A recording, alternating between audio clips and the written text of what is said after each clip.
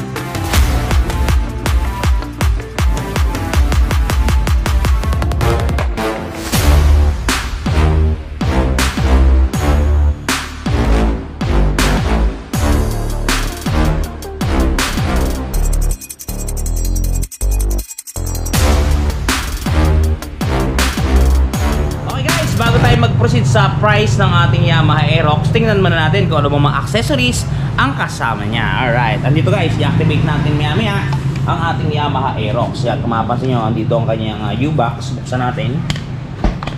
Alright, yung ito guys ang kasama ng ating unit. Una sa lahat, baterya. Yan, ang tatak ng baterya niya guys ay Yuasa. Yan, singlaki siya ng Honda Click 125 na baterya. Ito, yan, dito yan.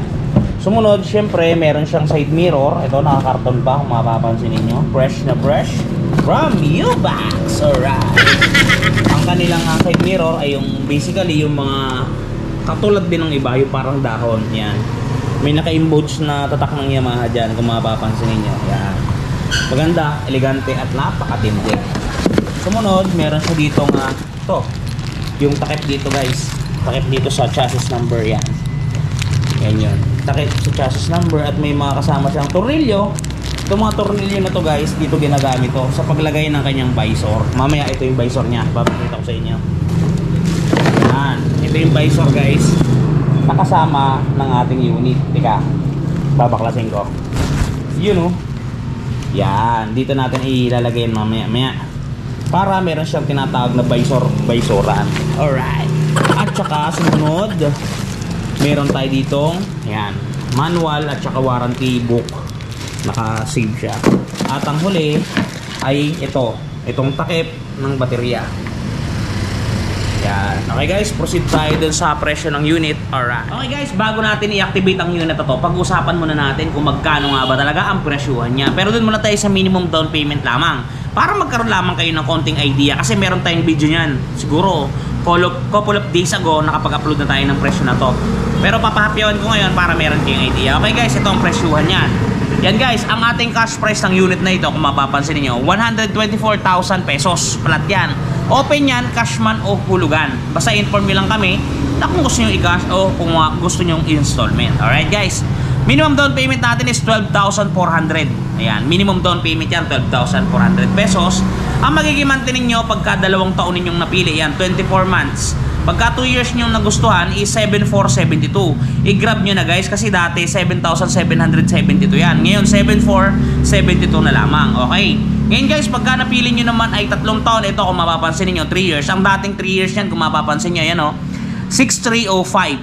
Yan, pero ngayon 5,705 pesos na lamang. Okay guys, i-grab nyo na hanggat nandito pa at mainit-init pa. Okay guys, hanggang katapusan nga pala ng January, naka-special discount tayo worth of 21,000 pesos.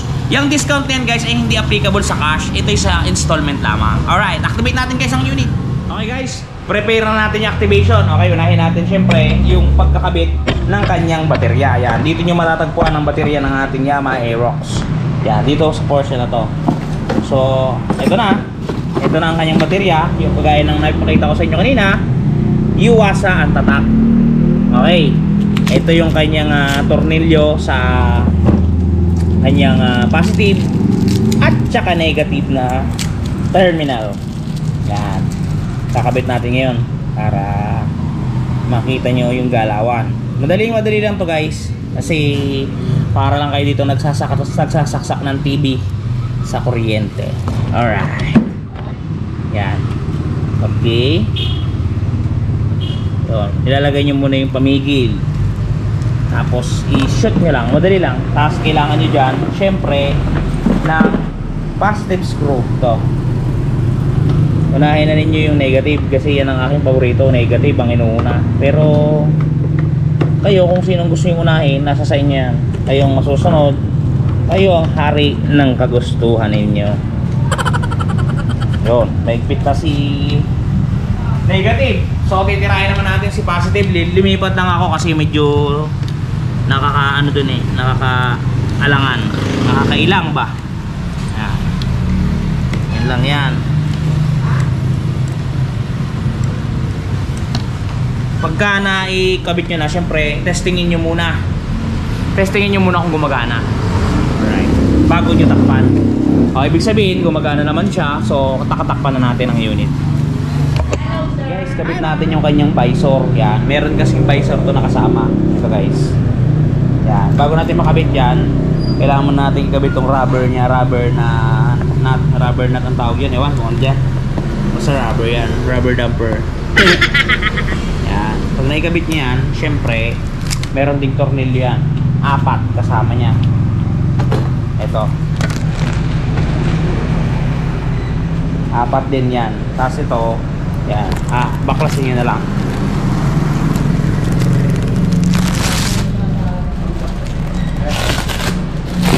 Yan, guys.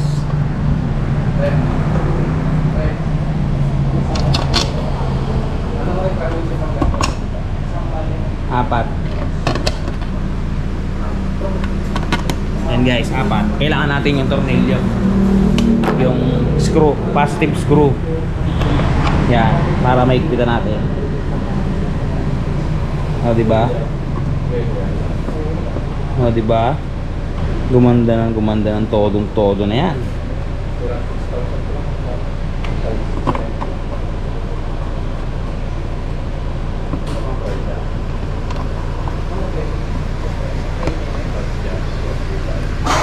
Alright.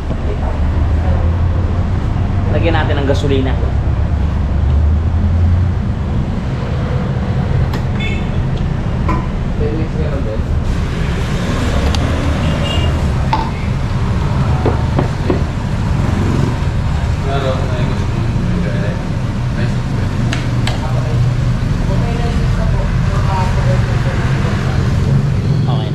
Start na natin.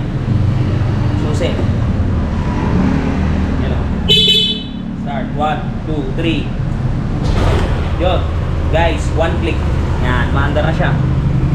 Yan. Mapapansin ninyo, mapapalo na yung kanyang mga argumentos dyan. Yan.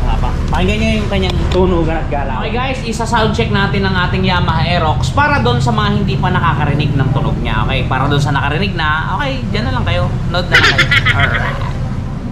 Yan. Ay, maandar na yung unit natin guys. Ang ganda ng tunog niya. Parang nakakagusto na kumuha na ng Aerox. Alright.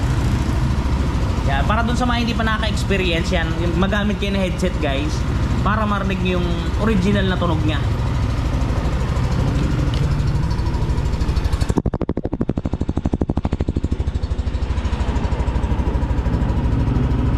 Diba?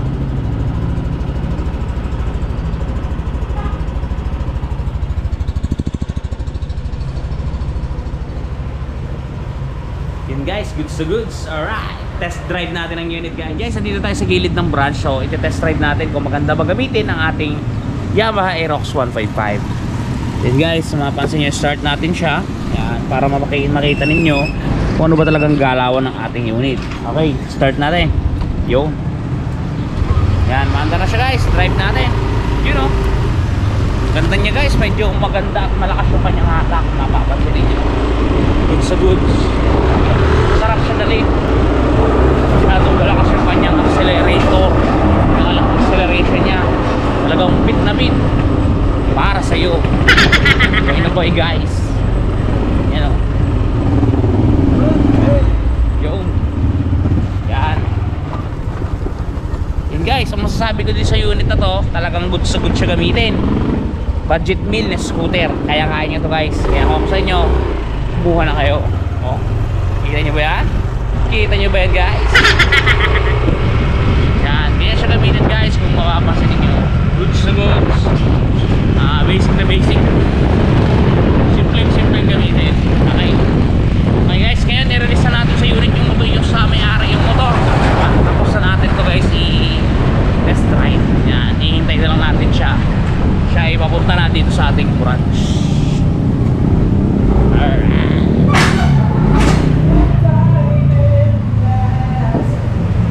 Yan o.